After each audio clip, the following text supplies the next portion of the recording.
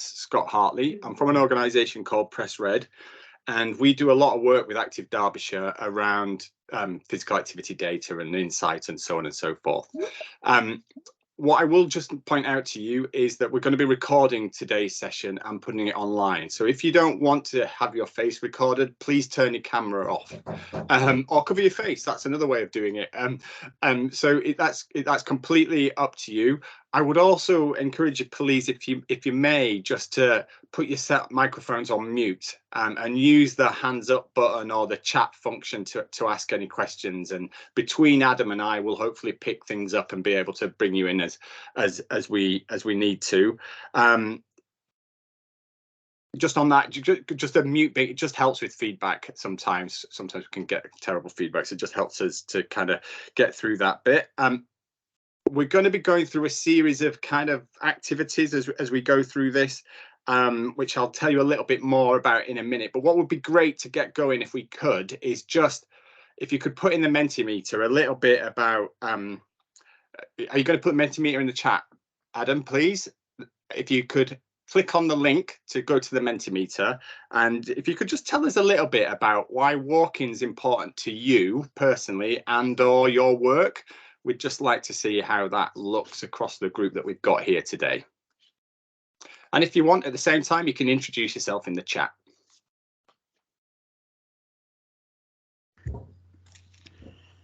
The Mentimeter is in the chat now, so hopefully you can all see that.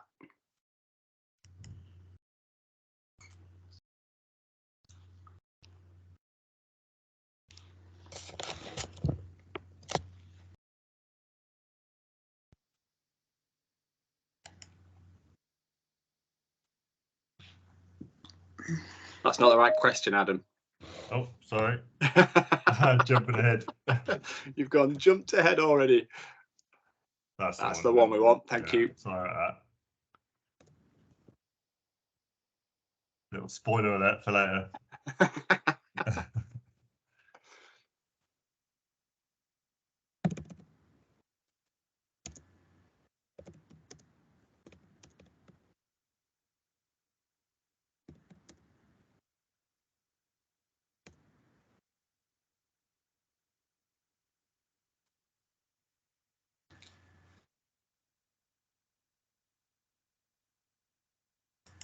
There must be some answers to this.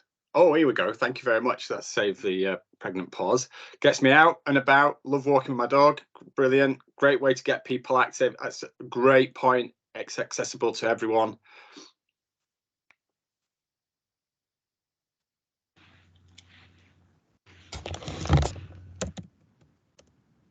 Get out outside in the sunshine. Well, it's a snow if you're in my part of the world today, which is another good reason to get out. Clear your head, that whole headspace thing, that mental well-being, brilliant. Do it from my doorstep, you know, that really easy accessibility, really important. To engage with the local community, help build rapport, really great point, thank you. Improve people's health and well-being, get about town, travel, etc. Brilliant, thank you. So, you know, it plays a role in many different ways for us as individuals, but it also plays a role for many of us for the work that we do. And we're going to kind of explore that a little bit today, and under the kind of banner of Walk Derbyshire. The kind of outline for today is I'm going to play a bit of a short video around what taking a systems approach to trying to address walking, a whole systems approach to walking looks like in Derbyshire. And then I'm going to go into some, you know, we're going to have a chance to reflect on that in breakout rooms and with a few facilitators. There's a couple of Mentimeters as we go, just checking in with you on what you think about certain things and trying to surface certain different partners in the room and so on and so forth. You then get the really boring bit, which is me banging on about the data. I'll try not for it to be boring. I'll try to bring it to life, hopefully, just to help you start to think about where we should prioritize and how we should go about implementing the work going forward from here. And then there's a little bit of a section at the end in terms of what our next steps should be. And James, I'm hoping that you know when the next workshop is, because I don't. So that's good. We've got that information in the room, which is really helpful. Heather Clarkson is the person that should be leading this session today, but she's double booked and is actually running one of the second workshops as we very speak in another part of Derbyshire. So you've got me, I'm afraid. So hopefully I'll do, and we'll get through this okay. This is our last one, by the way. This is our 8th out of the 8 districts of boroughs of Derbyshire. So fingers crossed. I should know it well enough to be able to help facilitate this as we go forward. I'm just going to play a little video now. If you're wondering why we've done a video, we've done this so that everybody hears the same articulation of it, and we're going to hear a little bit about Walk Derbyshire and the vision for it, and the way that we're going about that work, and then we're going to hear a little bit from James. He's on your screen. I wanted him to do this live, but he refused to do it. A little bit around what that systems working means, just so we can reflect on it a little bit together. Over to you, Adam, please. Derbyshire is to make everyday walking the norm for all residents of Derbyshire, with a focus on our inactive population and our disadvantaged communities. We want to create a culture of walking with an emphasis around walking with our own communities and from our own doorsteps. We know that walking contributes to the vast majority of physical activity. It's available and accessible to everyone. There's an undaunting entry level, especially for those who are inactive. We know the physical and mental health benefits to walking. And when we talk about walking, we're talking about walking for both travel and for leisure. And we do know that walking is a cheap and clean way to travel. There are a number of elements to how Walk Derbyshire will be delivered. Insight and evaluation. Insight's important to ensure we're driven by our current knowledge and gaps in that knowledge, and what walking levels look like across Derbyshire between our different demographics and geographies. Press Red have been commissioned to complete bespoke walking insight packs, which will be shared with you today, with the aim to help guide conversations around how, where and who you can influence to walk more. Evaluation is important to capture and share learning on successes and things that could have gone better with a wider audience, and to help us to iteratively change our approach to Walk Derbyshire. Leeds Beckett University are our Walk Derbyshire evaluation partners, and they'll be embedding themselves into our work. A PhD student will be recruited to start in February 2023, and their initial focus will be on Walk Derbyshire. Communication and engagement. We need to build relationships across all sectors and with the communities that we work with. And we need to recognise the importance of co-production in everything that we do. When it comes to workforce, we need to make sure we're supporting them. Our workforce includes those who directly engage with people about walking, to those who could advocate walking as part of their wider work. These could be people who are either paid or in voluntary roles. So what do they need to be able to enable people to walk more, and how can we support them? As part of our work, Walk Derbyshire will invest across the county to enable us to evaluate and share learning around how we support our residents to walk more on an everyday basis. Chesterfield, Erewash, Bolsover and North East Derbyshire will have the opportunity to be active neighbourhood pilots. These are our 4 districts with the highest levels of inactivity and the highest levels of deprivation. And that will provide an opportunity for stakeholders to come together with their communities to agree on the best ways to invest funding on a place-based level to increase levels of walking. High Peak, Derbyshire Dales, South Derbyshire and Amber Valley will have the opportunity to be community engagement and co-production pilots. So that's working with the community to develop an understanding of the barriers and opportunities to support residents to walk more. Within our Walk Derbyshire pilots, there are some principles we aim to embed. They include tackling local inequality and working where the greatest need is. We need to ensure that targeted community engagement is embedded in co-creation, delivery and evaluation. We need to collaborate, share and learn across local priority places and share that learning across Derbyshire. We need to ensure that we're looking at a systems approach, considering the widest range of influences and interactions. We need to ensure our practice is inclusive and that all our opportunities are available to anyone. We need to make sure we're connecting communities and ensuring people can access appropriate local opportunities. And we want to embed the Walk Derbyshire vision at a local level.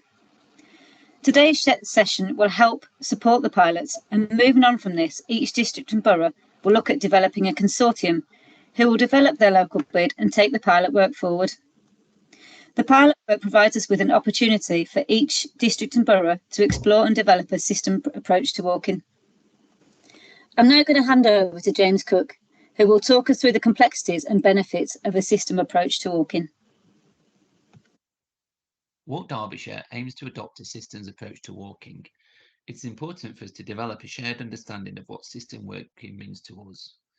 A system is a way of thinking about the bigger picture. Systems thinking is less concerned with how an individual, department or organisation operates, but more with how the connections, interactions and feedback between them help shape the outcomes we want to see.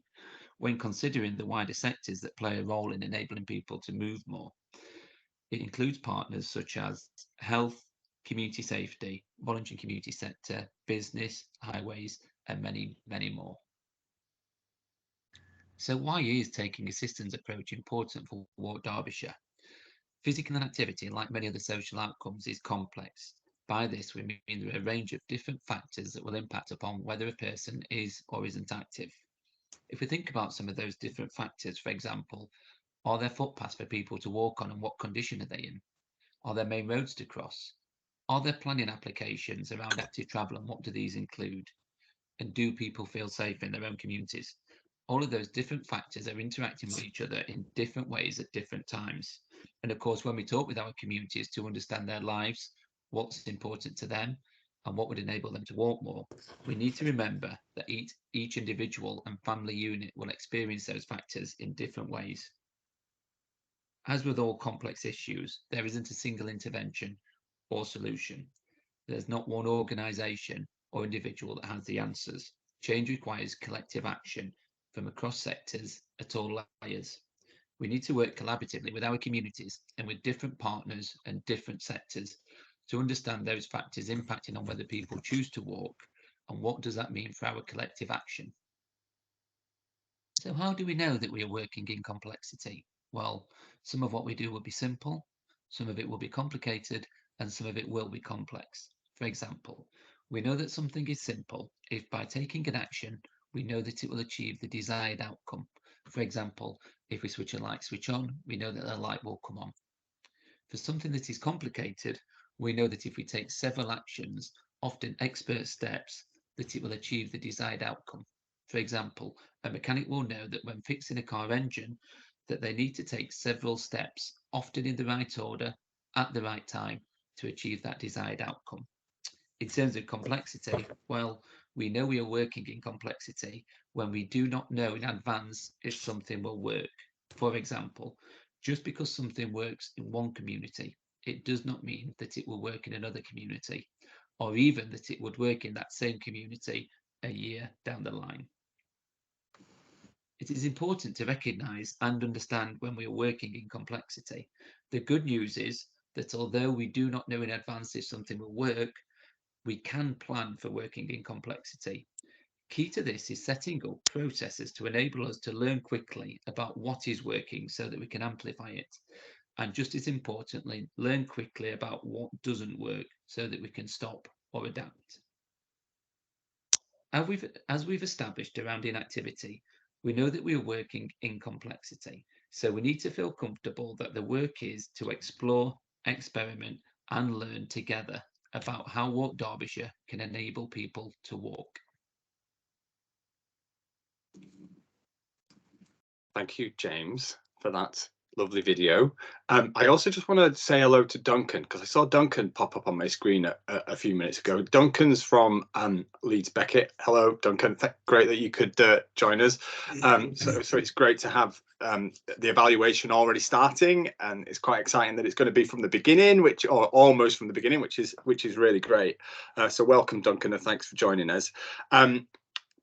Peter, can we come back to your question a little bit later in the workshop, if that's all right, when we start to look at what we might need to do next, if that's okay?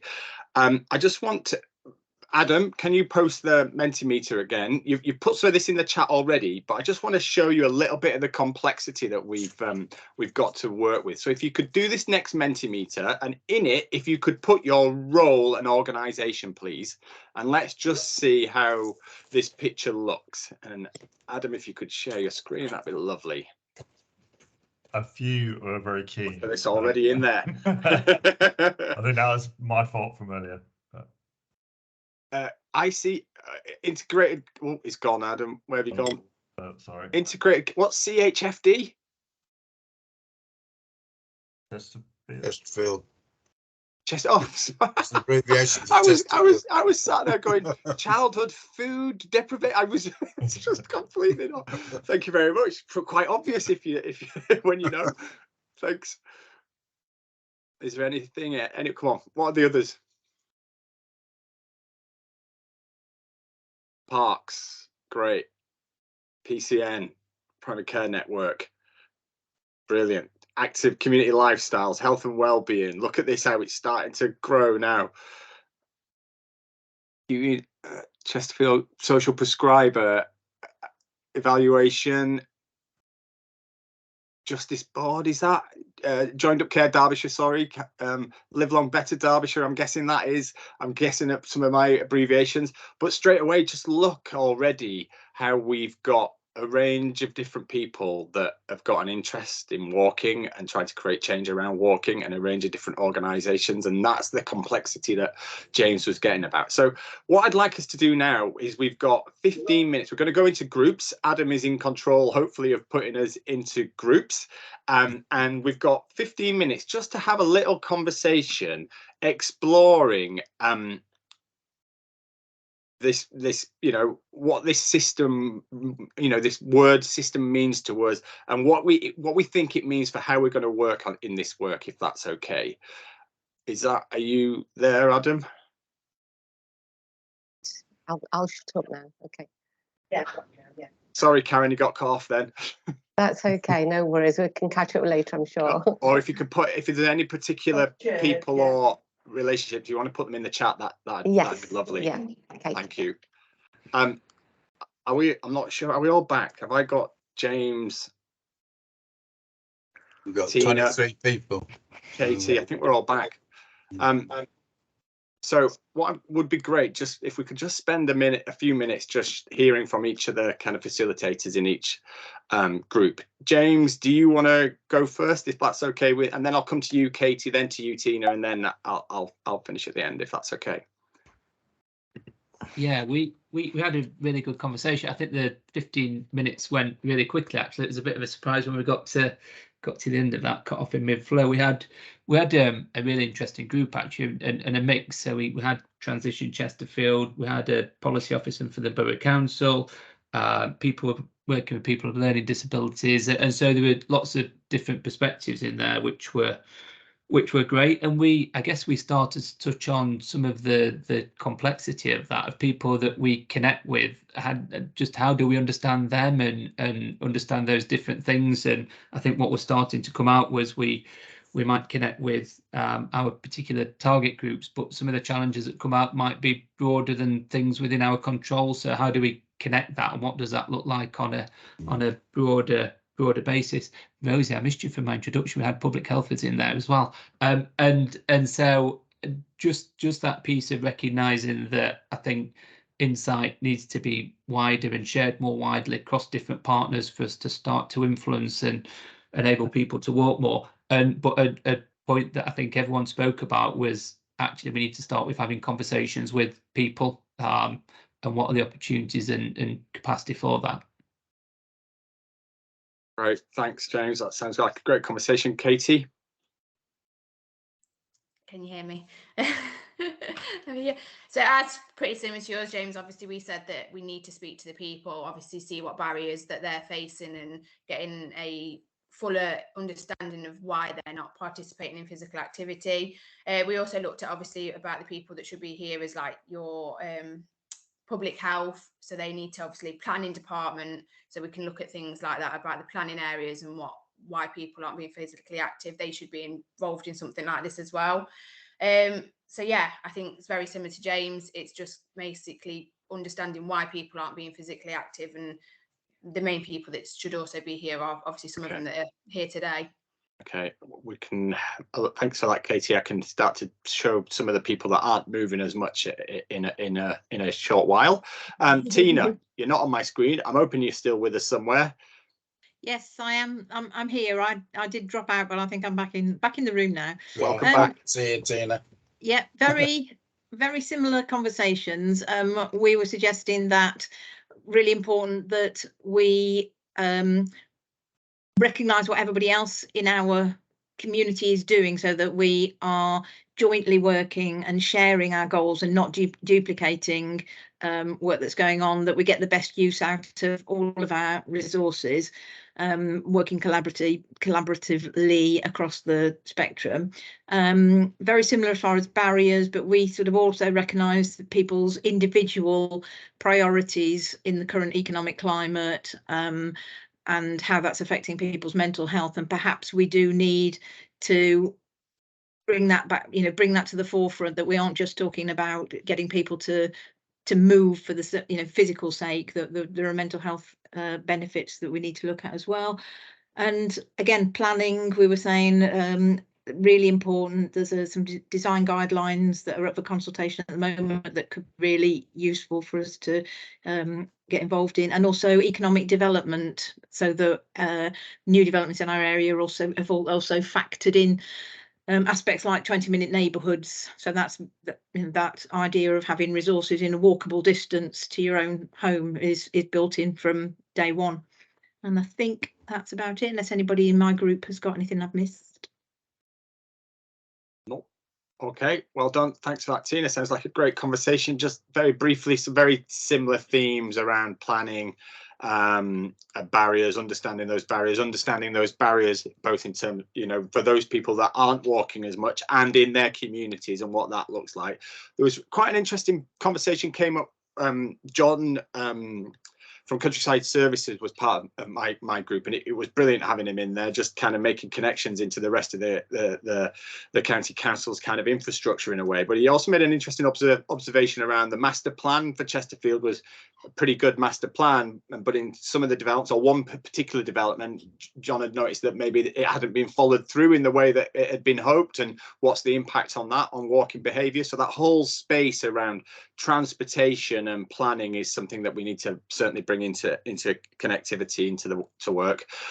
We also had a good conversation around, look, there's a lot of infrastructure there already, so how do we build on the strengths that the place has got already, and how well do we understand that in for different communities. We did talk a bit in terms of this working together around getting clear on how people contribute. This is the complexity of the partners that were on that screen a bit earlier, shows you the challenge that we've got. So trying to just work that through and looking at how we work together, get in a room together, which is the next workshop will give us a chance to do that, but doing that in recognition of capacity and existing priorities and people's existing workloads, I think is quite important. And then John made a couple of really good connections, and sadly Karen got cut off as we were about to have a conversation about health, but she'll hopefully put some more connections that we might want to make into the chat. But John made, I didn't know this, but there's a public rights of way team, there's a sustainable travel team. As far as I'm aware, James or Adam, I haven't seen these colleagues at any of the workshops that we've done in the 8 districts. Now, it might be that they've been involved in some county level discussions, but we need to break that. We need to make this bridge, don't we? We've got to get this bridge working between Chesterfield and wherever we end up going in Chesterfield and that county space. So if there's anything you can do, I'm putting a bit of an ask to you, John, to help with some introductions for Heather. That'd be great, and we can start to look at how we can get those people into the conversations going forward, because I think there's something quite important there. I think we've earned ourselves a quick break, if that's okay, and then that gives me time to just get my slides together. It gives you time to recharge your glasses. If you fancy having a beer, that's up to you, but it's dry January, so I'd encourage you to stick with your but if you want to go and get yourself a cup of tea and a coffee, that would be if we come back at 2:20, is that okay? So if you can just turn your cameras and your microphones off, and I'll see you all back in 7 minutes.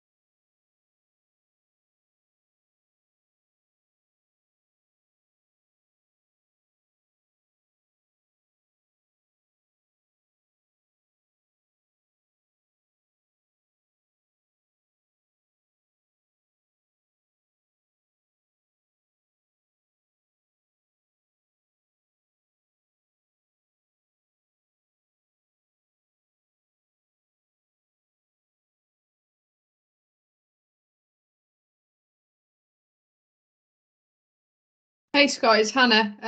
I've just put in the chat because the active design guidance is out for consultation at the moment. If you want to mention it, because it links into the whole active neighbourhood type stuff. Thanks, Hannah. That's great. I didn't know that was out actually. So that's we need to flag that with Heather and make sure. Might be worth us thinking about whether we can get a response back to that.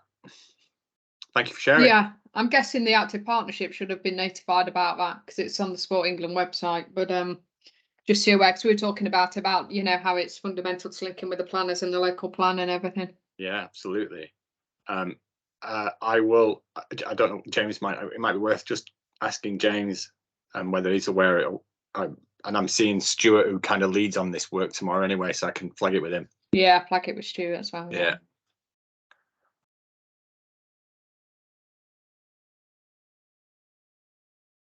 Adam, you're up next with a Menti, I think, if that's all right, and then I can share my slides. And I nearly shared my screen, and then I thought, hold on a minute, I'm shooting the gun here. Okay. I'll put the link in now, so anyone who's back.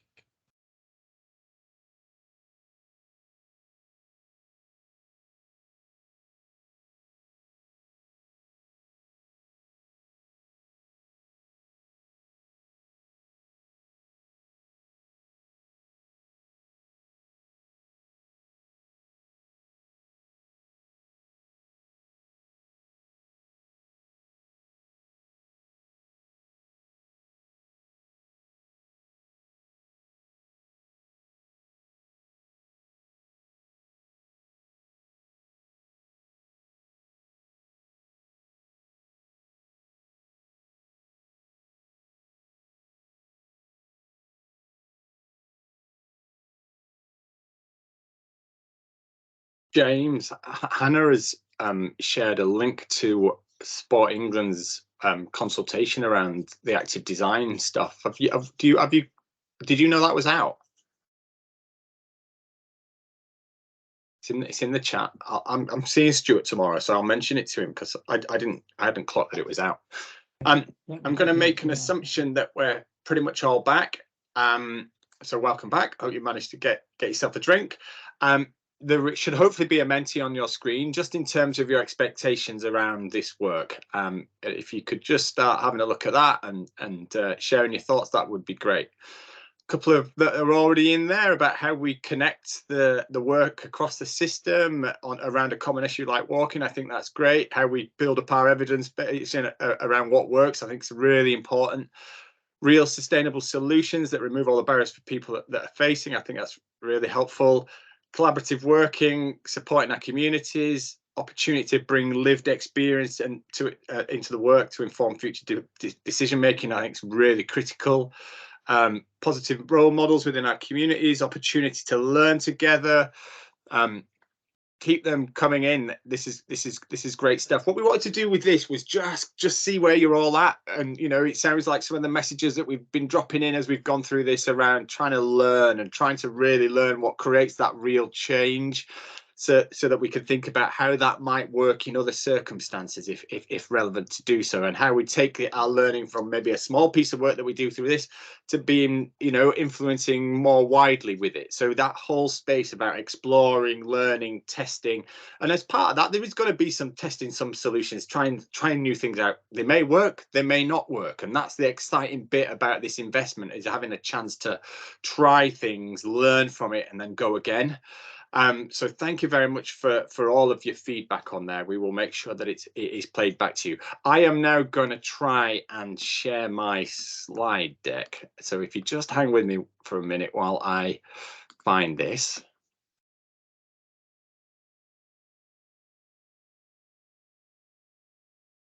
Can you all see my slides? It should be coming through.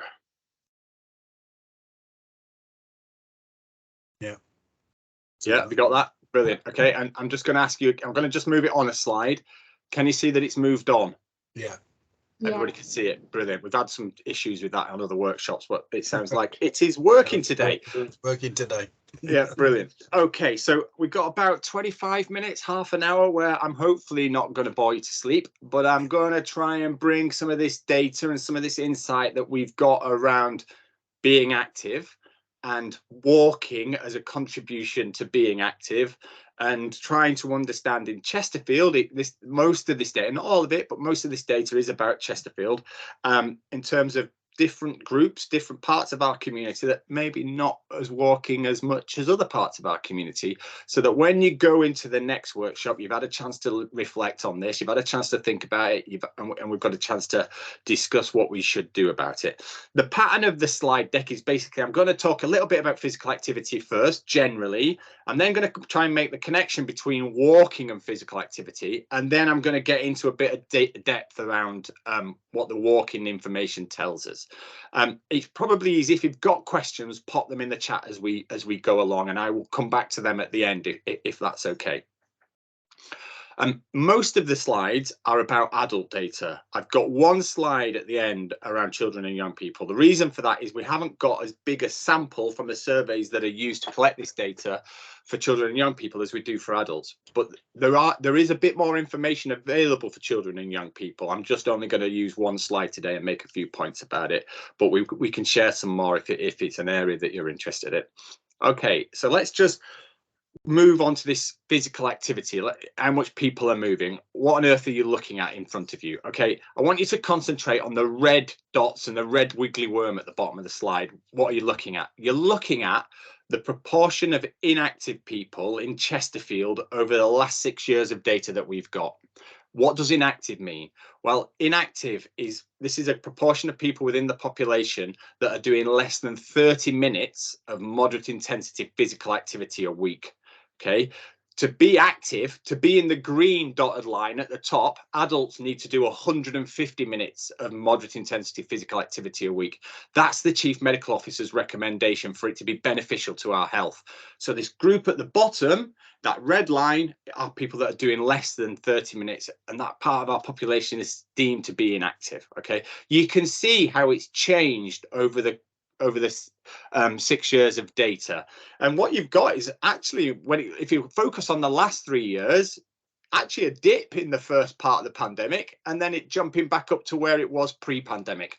That's not the pattern that happened generally across the country. Generally across the country, the pandemic hit, inactivity rose, activity dropped, and then it's bounced back a little bit. Chesterfield is experiencing the opposite, which is quite interesting. Why? We can explore that another day. But this is important. The reason why I'm putting this out there is because walking makes a massive contribution to this. You know, it makes a really significant contribution to how physically active people are. What have we done with the walking data? Okay, the walking data isn't organised as we'd like it to be organised in this big sample. So Sport England, a research company on behalf of Sport England, interview at least 500 adults on a rolling basis throughout the year for the last 6 years to give us this information. And a lot of the questions that when they start to unpick it are about walking. So there's quite a bit of information about walking in there, but it doesn't necessarily help us to look at everyday walking, which is what the vision for Walk Derbyshire is. It's about trying to get people moving more, doing a bit of walking every day. So we've had to come up with a way of analysing the information, which I'll explain to you now. If you just focus on the 33, a third of the population, 1 in 3 people in Chesterfield that we've grouped as not walking. What on earth does not walking mean? Well, it means that this group of people are not managing to do one session of 10 minutes walking in a month. Now, they might have done lots of 8-minute sessions or 5-minute sessions, but they haven't got over the 10-minute threshold. We've used the old Chief Medical Officer's recommendation of 10-minute bouts. It used to be part of the recommendation. It's not anymore, but we've used that as a barometer. But it's also a useful barometer for for the active design guidance that Hannah's put in the chat that Sport England are consulting on, this 20-minute neighbourhood concept, 10 minutes out, 10 minutes back. Well, this gives us a sense of people that aren't managing to do that 10-minute bout of walking. Okay, so a third of our population have not walked for 10 minutes or more in the last month. Okay, now move up to the next group. This group has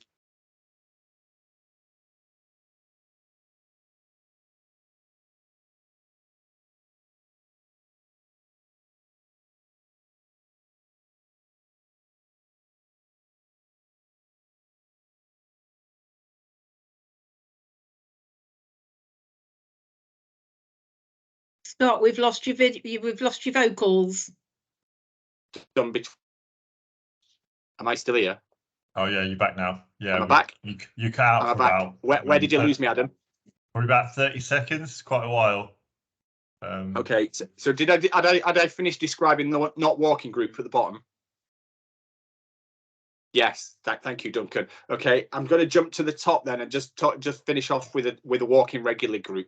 This group at the top, they're doing 28 sessions of 10 minutes or more in the last 28 days, and that's as close as we can get as a proxy for walking every day. But it might not be walking every day. They might have done 3 sessions of 10 minutes or more in one day and nothing the following day, but it's as close as we can get with the data set.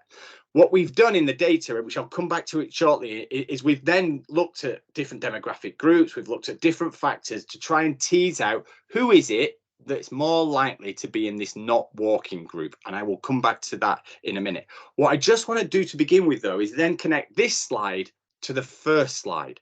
Okay, so I want you to focus on the left-hand side of this chart. What you've got here is that not walking group. So this is remember, that's 1 in 3 adults in Chesterfield that are not walking. And of those 1 in 3 adults in Chesterfield that are not walking, well, 20% of them are active. They're physically active. They're achieving, that's the green tower above the line, above the middle. They're achieving the 150 minutes of moderate intensive physical activity. What does that mean? They're getting all their minutes from activities that are not walking. They might be running, swimming, playing sport of some kind. They might be gardening. They might be riding their bike. They're doing other activities to be physically active and then choosing not to walk. Okay. Then you've got the group below. What's that? Well, out of that third of people that are not walking, 70% of them are physically inactive. They're not doing anything. They're not getting over the 30 minutes threshold. They're not getting enough minutes to benefit their health. But what I want you to observe here is look what happens when we just move to the walk less regularly group. Remember, that was 1 to 7 sessions in the last 28 days. Look how that inactive group proportion drops from 70% of those not walking to just 7% of those that are walking less regularly. What is that suggesting to us? We start doing a bit of walking, we end up getting our minutes, whether that's through walking or whether that's through other activities, whatever it might be. But it suggests that if we start to do a bit of walking, we start to collect our minutes. Walking plays a really important role in how we get physically active. So keep that in your mind as we go through some of the data. Right, I'm going to move back now to these 4 categories. I'm going to be mainly presenting and talking about this group at the bottom, the not walking group. This is the 6 years of data that we've got for Chesterfield, split by those 4 different categories. And you can just see that actually over the period of time, that not walking group has reduced a little bit from baseline in 2015-16 at 36% down to 33%. So it was heading in the right direction. It's lifted up in the latest data, but it's been wobbling around all the way through. Just be conscious of that. But there's a little bit of an improvement there, but maybe not as much as we'd like to see. So who is it within our communities that aren't maybe as walking as much as we'd like them to be? Well, we've broken this information now down by a range of different demographic groups. Let me just explain a couple on there. There's one which is relatively straightforward. Age is straightforward, gender is straightforward, limiting illness, no limiting illness. Well, that's people with a limiting illness and disability and those without a limiting illness or disability. The one that's a bit more complicated, NSSEC 6 to 8. What on earth is that? Well, March last year, you were all filling in the census, I hope. And when you were doing so, you were asked a range of questions by that census, 7 different questions, I think it is off the top of my head. What kind of job do you do? Do you manage people? What kind of income do you have? What kind of qualifications do you have? The ONS, the Office of National Statistics, use the answers to those questions to put every household in the country into a socioeconomic classification. NSSEC 1 to 2, yes, you can have a copy of the slides. NSSEC 1 to 2 is people in higher socioeconomic groups. What does that mean? Lawyers, doctors, accountants, people that have got professional qualifications, as well as chief executives, directors, managing lots of people, high level responsibilities in terms of management, higher in companies and so forth, likely to be better qualified and higher income. Middle socioeconomic group, it includes people that middle management, lower management, technical skills, people that have got technical qualifications, as well as small business owners and self-employed. NSEC 6 to 8 is lower socioeconomic groups. They are people in routine and semi-routine work. What does that mean? Cleaners, labourers, workers on shop floors, so on and so forth, as well as the long-term unemployed, which is NSEC 8. Okay, you can now start to see which groups are not walking as much. There is something that you won't know, but I do know, that's really fascinating about this chart, which I'll come to in a second. But look at which groups are more likely to be not walking. Our over 75s, I can understand that to some degree. Those with a limited illness and disability, those two groups overlap with each other. People over 75 are pretty likely to have a limited illness or disability. And then we've got this lower socioeconomic part of our community that are really not walking. We are over 4 in 10, 5 in 10 people within those groups within Chesterfield that are not walking at all, not getting over that 10-minute. Okay, you've then got a gender bias. This gender bias, look at the difference between men and women. We don't see that in physical activity data per se, but women are more likely to do a bit of walking than men. Men are probably more likely to get their minutes from some of those other activities that I started the conversation with. The group that stands out on this chart for Chesterfield compared to every other district that we've done this, I think I'm right in saying that, is 16 to 34s. On pretty much all the other districts, 16 to 34s have been towards the left, but in Chesterfield, towards the right, and I'm intrigued by that. I wonder whether that's to do with work. I wonder if that's to do with population density. One of the biggest towns in the, well, it is the biggest town, isn't it? If we remove the city, there is something there maybe about urban that's actually helping that group do a lot more walking than they are in other parts of the county, which is really fascinating. So just keep that in mind. I'm going to build on some of these groups in a minute or two. I just want to show you this data in a slightly different way. We've taken the not walking, those that aren't achieving, that fall into that group for each of the years of data now, and we've created a trend like we did with the overarching trend at the beginning. Just look at what's happened with our people with a limited illness and disability. Gone from 40% in the first year of data up to over half. And look at the pandemic, probably played a bit of a role in pushing that up high. Look at what's happened with NSEC 6 to 8, our low socioeconomic people in our lower socioeconomic communities, 28%. And look at how it's increased. Look how it's been steadily increasing for the last 4 years in terms of that proportion of people that's not walking. And again, the pandemic has probably played a role in there. I've highlighted the 75 plus as well. Look at how the 16 to 30, the young adults has been going down, particularly in the latest year of data. We probably need to keep an eye on that. It could bounce back up to some of those higher levels that it was experiencing beforehand.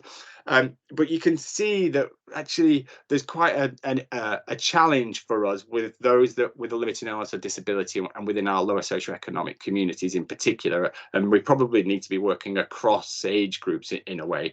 I just need to mention here that you'll see nothing on here around ethnicity apart from white British. The challenge there is the sample size for Chesterfield when it comes to our diverse communities. It just isn't big enough. So we've done some analysis of that at a Derbyshire level where we can use a much bigger sample, and at a Derbyshire level it's our Black and our Asian communities that are least likely to walk, and there's quite an inequality when you look at walking, that group that's not walking amongst those communities compared to the white British community. So where our diverse communities are in Chesterfield is an important thing to have in your head when we think about moving forward with this work in the next workshop. Just to bring another group in, because of sample sizes, again, we've had to put all the years of data together to do this slide so that we can look at work status. And quite interestingly, here you've got two groups that are not in the workforce, either unemployed or out. So what's not working mean? Well, that's the group that are looking after family and home or maybe retired. So you've got this little kind of space of people that are not working, experiencing lower levels of walking. Okay, so what does that look like when we start to get underneath this data a little bit? And going back to that 16 to 34-year-olds situation, on this slide, in some communities, the group that's been on the left with the highest not walking rates has been students. But that's not the situation in Chesterfield. So again, I wonder whether there's the urban factor that is a benefit for younger adults in terms of walking in Chesterfield. But that might look differently. Going back to that ethnicity angle, that might look differently for different parts of our community. And if there's any intelligence we can get about that through going and talking to people, that would really be welcome. I'm going to just put a bit of a spotlight now on lower socioeconomic communities, and then I'm going to try and dig into this a little bit. I'm then going to share a couple of observations about changes about the way that this group walks, what kind of walking they do, and then I'm going to try and take it into place, okay, and just kind of build up that side of the story. So, what have you got on your slide now? This is just looking at our lower socioeconomic community in Chesterfield, and we're looking then at a second demographic factor, whether that's lower socioeconomic community with a limiting illness or not, which age group they're in, whether there's male, female, etc. You can see from the men and women, there's a bit of a gender difference here. You can see the towers, and interestingly, it's the middle age that's worse than the slightly older age group, 55 to 74, in terms of a higher proportion of not walking. It just helps us start to think that gender inequality comes out a little bit. It just starts to think about, well, actually, if we're going to go and have some conversations in our lower socioeconomic communities, well, who is it that we need to be talking to? Hopefully, this will help start to steer our thinking around that a little bit. What I'm going to try and do now is I'm going to try and connect this with the kind of walking, whether people are walking for leisure, going out for a walk, or whether people are walking to and from the shops, walking for travel. We can get into this in a little bit. Just stick with me when this next slide comes on, okay? It takes a little bit of explaining, but it's really quite interesting when we get into it, okay? What on earth are you looking at? Right, the light blue towers are walking for leisure. The dark blue towers are walking for travel. And this is Chesterfield data for lower socioeconomic communities, okay?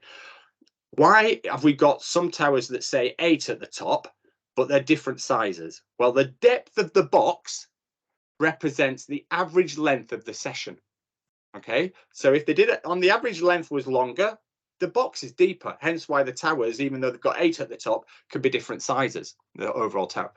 Now we'll look at the 2015-16. On average, this part of our community were doing 6 sessions of walking for leisure and 7 sessions of walking for travel. Okay, now jump all the way to 2021. The light blue tower has gone up a session. It's gone up to 7. It has been up at 8 in the early part of the pandemic and just before the pandemic, but it's in the latest data, it's down at 7. But our active travel sessions have dropped to 4. We have consistently seen this pattern. It plays out in a few different ways, but the pattern, the overall pattern, is there across the districts and boroughs of Derbyshire. Walking for leisure is in the main gone up, and some people have basically done that to substitute their walking for travel sessions, because walking for travel has gone down. Let me show you this in a slightly different way. This is minutes from walking for leisure on the left-hand side, and the minutes from walking for travel on the right-hand side. Okay. Overall, the minutes for walking for leisure have been pretty flat. You can see how it's wobbled around quite a lot in Chesterfield. What we've seen in most other parts of the county is, since the pandemic hit, a consistent rise. We haven't seen that in Chesterfield. So what's that all about? Is that the work that's kicked back in as we came out of the pandemic? What's played a factor in shifting that?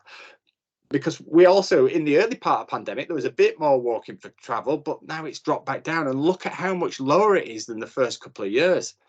So we're losing walking for travel minutes, and the overall walking for leisure isn't showing the same growth in Chesterfield as other parts of Derbyshire have experienced. So how can we make sense of that a little bit? How is that, what is it about the pandemic and about Chesterfield that helps us understand what might be going on there? Hold those thoughts. I'll come back with some kind of assumptions and some things we're playing around with in our heads. Just trying to take some of this information locally now. Okay, this is some modelling that Sport England do, going back to the proportion of people that are inactive, those that are not managing to achieve 30 minutes. Sport England do some modelling based on that data. They last updated it though pre-pandemic, so this is data from 2018-19, so it's a bit old. We're expecting some new data this year, and we'll be able to bring that in and make more sense of it. We're hoping to get it in the summer, so we'll be able to bring it in and help Heather bring it to the table when it's available. And what we've done here is we've just highlighted parts of the area where inactivity is likely to be higher, the orange and the red. If it's white, it's about average. If it's blue, it's better than average, you know, less, you know, more likely to be active than inactive.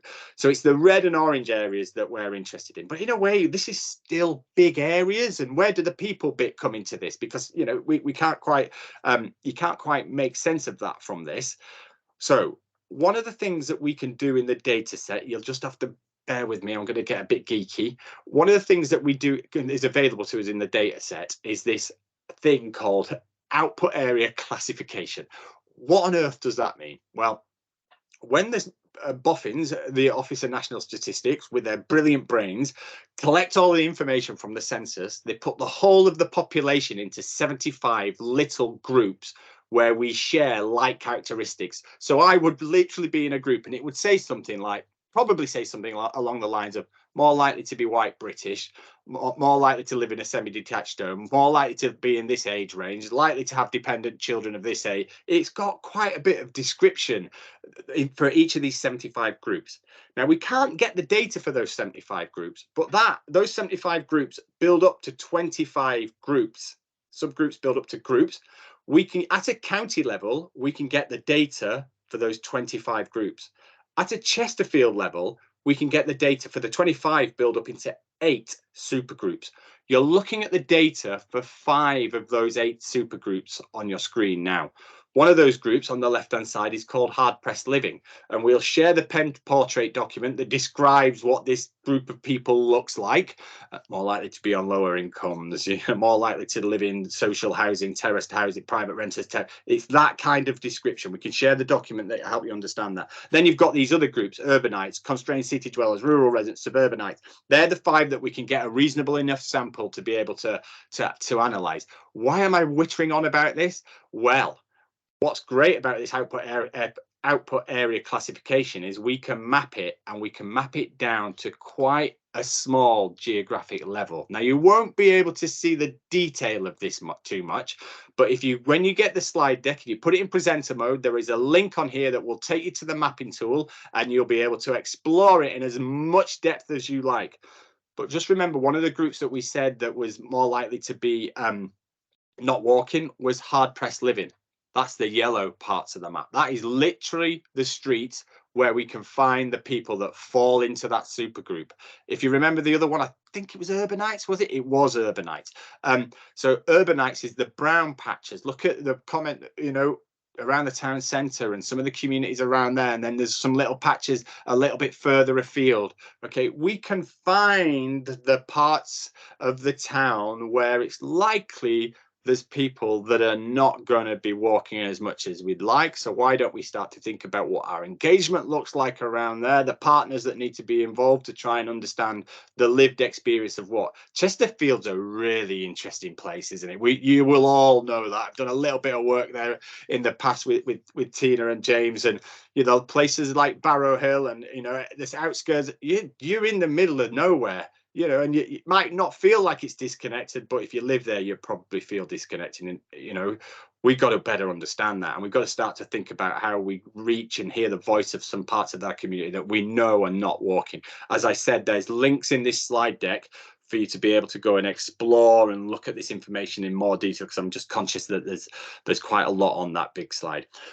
I'm going to just use some information now just to build on this, because the pandemic has shifted some things, and I'm going to put a slide up. It's not about Derbyshire, so I apologise for that. I wish we had this information for Derbyshire.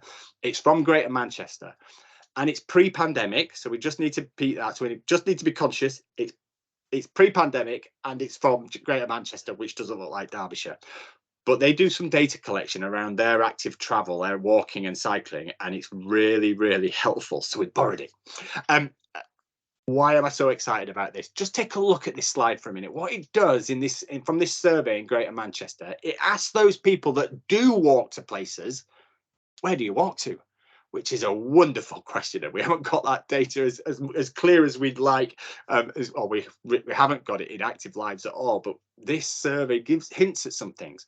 Now, when I first saw this slide, I got really excited because I thought, you know, going back to the slide that I've just used, that plunge in people walking for travel, in my head, because I'm a bit thick, I assumed it's got to be work. I'm absolutely convinced it's work. It's got to be people not working, going into the office to work, and they're working from home. It's got to be that. Now look down the list and see how low down the list is. People getting on their feet to walk to work, and look at all of the other things that are above walking to work, or part of my journey being walking to work. When I saw that, I was like, oh, okay. Got that one a bit wrong. Okay, and then I started looking at that list and started to think where people do work. Green spaces. Oh wow, look at how important connection to green spaces here. Taking kids to primary school, safe walking routes to primary school, places of worship, job centre, GPs, banks, secondary schools, seeing friends and family, food shopping, non-food shopping. Then I thought for a minute or two, and then I thought, oh wow. Now think of the pandemic and think, what has the pandemic done to some of those places? GPs, job centres, banks and post office, shopping, food shopping. What's happened to them? Gone online. Some of them not coming back. They stayed. Five banks in the town that I live in when I first moved here 7 years ago. None now. They're not going to come back all of a sudden in this town. Okay. These things that people would have walked to every day have been removed by the pandemic for some people. Some of them will come back because if you're old like me and you'll want to go and see your GP. But if you're 25 and you spend the most that you've been born the whole of your life with the internet, you don't care if you have your on GP appointment online. Okay, so really, how many of these minutes are going to come back into people's lives? We don't know.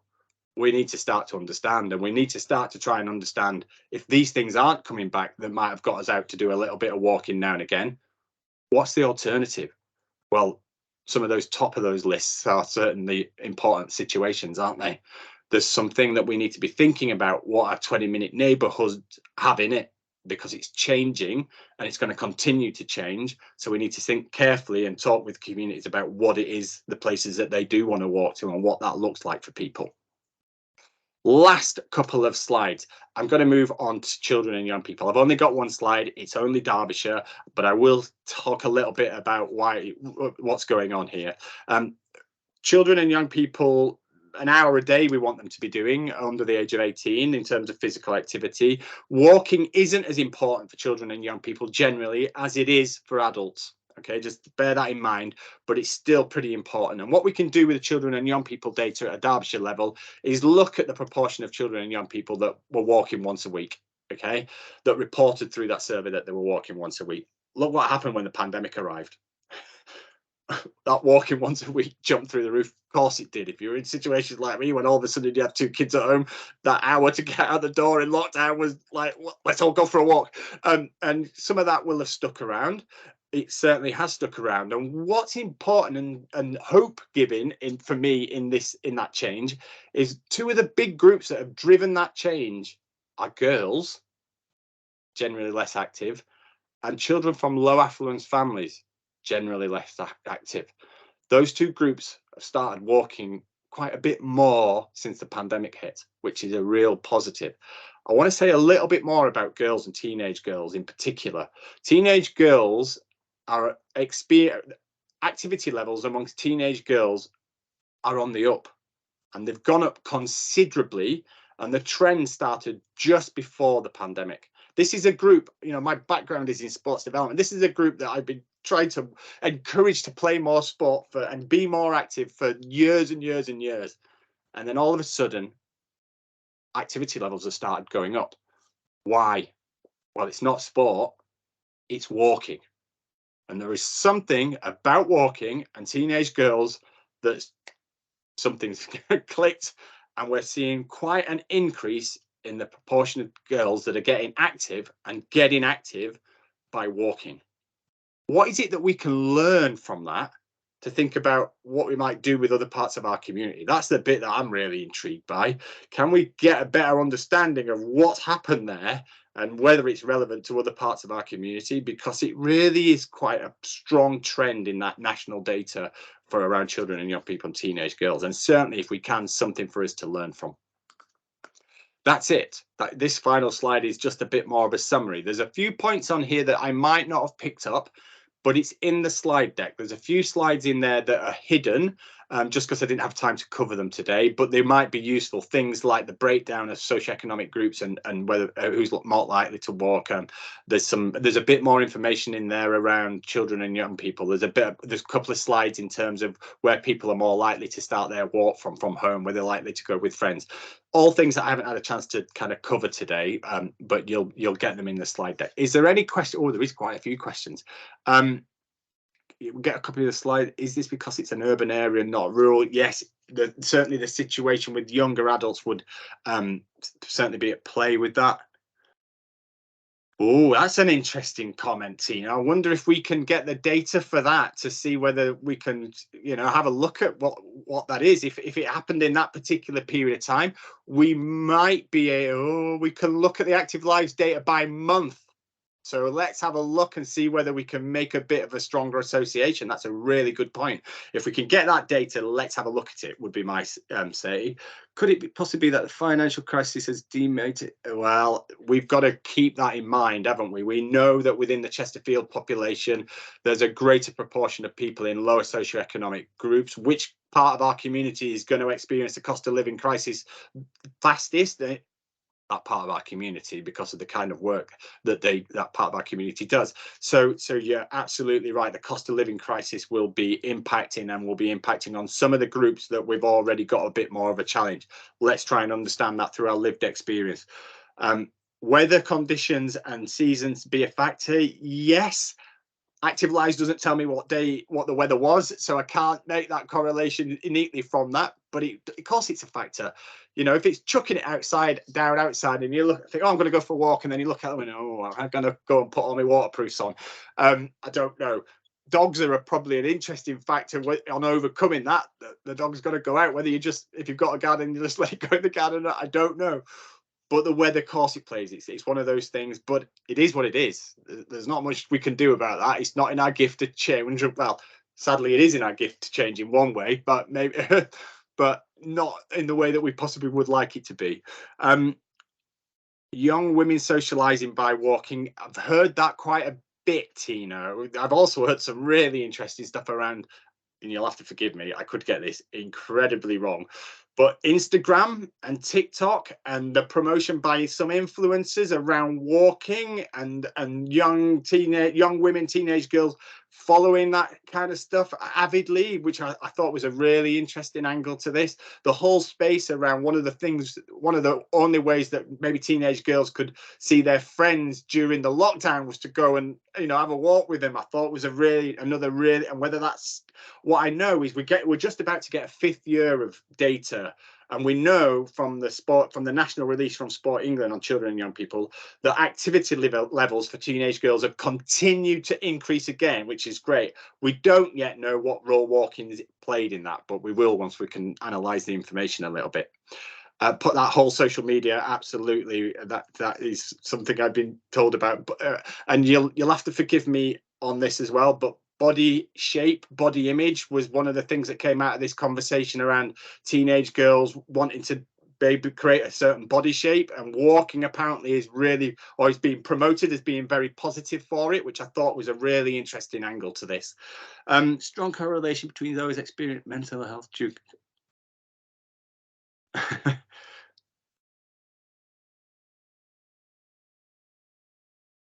with this whole space around mental well-being, like tip of the iceberg, I think, aren't we, in terms of understanding just the scale of it? I know that we're starting to see data where it is really quite significant. Some of the communities that have been working in other parts, where we've been listening to residents, especially older age groups, there is still a lack of confidence to get out. And this is something that we need to understand, especially with that group limited illness and disability. That would be the group, if I was out of those conversations we've had, those that have got a limited illness, they've been the ones lacking the most confidence. You know, the pandemic has certainly, and the messaging around the pandemic has had an impact, and a lasting impact, and it hasn't kind of shifted yet, or it's only starting to show signs of shifting now. You've heard from me, Witter, on enough. Is there any final questions before I move on? And then I've got a request for you, which I think you can probably guess what it's going to be.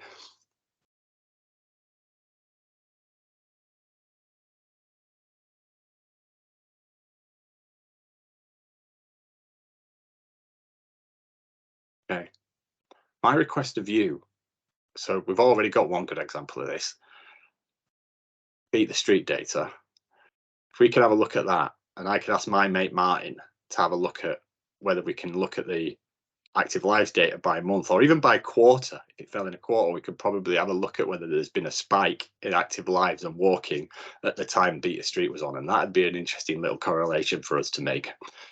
So what other information can we put around this? What else do you know about locally that can help us add to this picture when we go into this workshop together?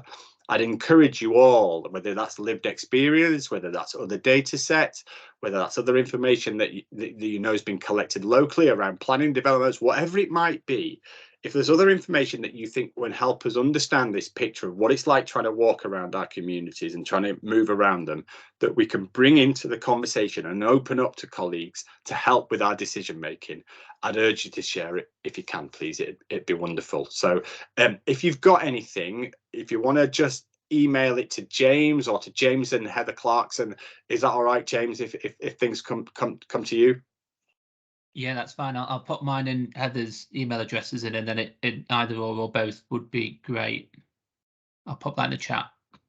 Because this is just data, what I've presented you there, and it gives us some insight and it gets us a bit lower, but you'll have your own knowledge, and we'll be able to share that a little bit in the next workshop. That tag tap stuff, Peter, yeah, whatever you can bring, an analysis of Beat the Street, whatever it is, let's challenge that picture. Let's see whether where it stands up and where it falls down. Let's then start to think about what we know about our local community to be able to you know, think about how we design and use the investment going forward to try and create change. Any final questions before I move on from that?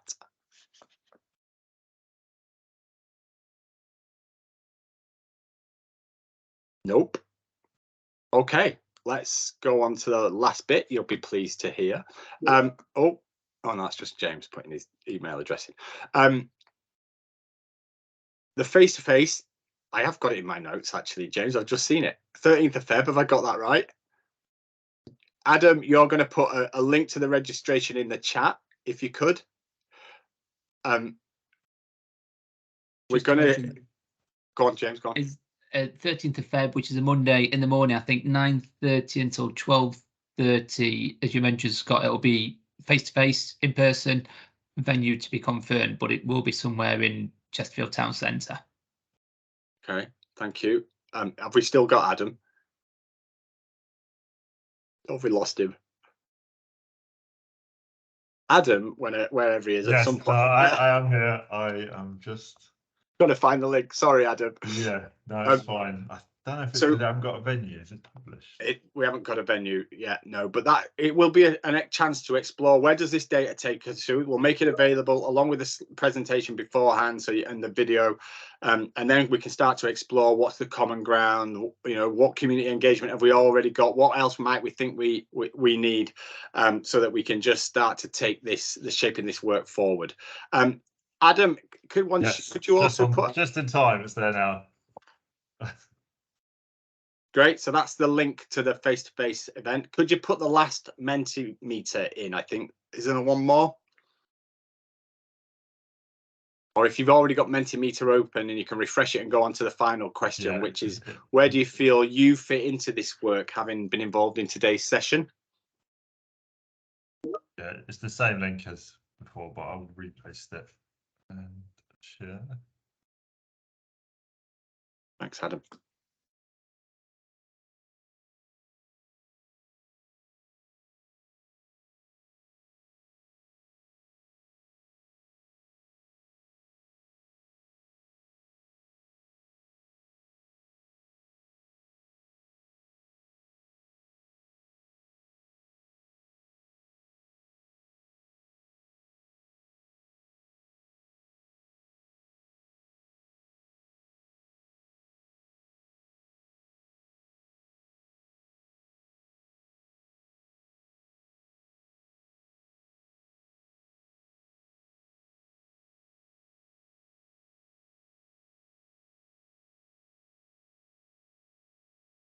No one.